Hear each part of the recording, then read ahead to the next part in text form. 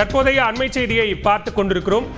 திருவள்ளூரில் சடலங்கள் மாறிய விவகாரத்தில் பீகார் கொண்டு செல்லப்பட்ட விவசாயி ராஜேந்திரனின் உடல் தற்போது கொண்டுவரப்பட்டு உறவினர்களிடம் ஒப்படைக்கப்பட்டிருக்கிறது. கூடுதல் விவரங்களோடு இணைகிறார் செய்தியாளர் பார்த்தசாரதி. பார்த்தசாரதி, விவரங்கள். அதாவது திருவள்ளூர் மாவட்டம் திருத்தணி அருகே விவசாயி கூலி தொழிலாளியான ராஜேந்திரன் கடந்த 3ஆம் தேதி விஷம் அருந்தி அவர் மருத்துவமனைக்கு சிகிச்சை கொண்டு வந்து அவர் உயிரிழந்தார். அவரது சடலம் திருவள்ளூர் அரசு மருத்துவக் கல்லூரி மருத்துவமனையில் உள்ள உடற்கூறாய்வில் வைக்கப்பட்டிருந்தது. அதே 2ஆம் தேதி அன்று இறந்த வடமாநிலம் பீகாரை சேர்ந்த மனோஜ் மஞ்சு என்ற இளைஞரின் சடலமும் விபத்தில் இறந்த நிலையில் அவர் சடலம் அங்கு உடற்கூறாய்வில் வைக்கப்பட்டிருந்தது.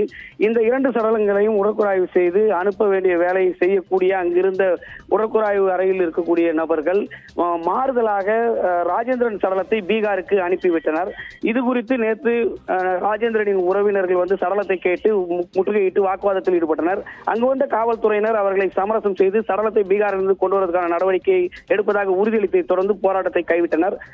பீகாரிலிருந்து 1500 கிலோமீட்டர் சென்று மீண்டும் 1500 கிலோமீட்டர் திரும்பி வந்த சடலம் தற்போது உடற்கூறாய்வு அறையில் வைக்கப்பட்டுள்ளது.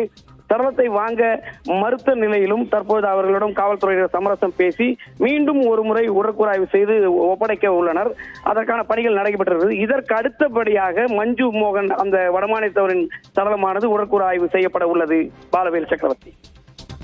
விவரங்களுக்கு நன்றி பார்த்தசாரதி.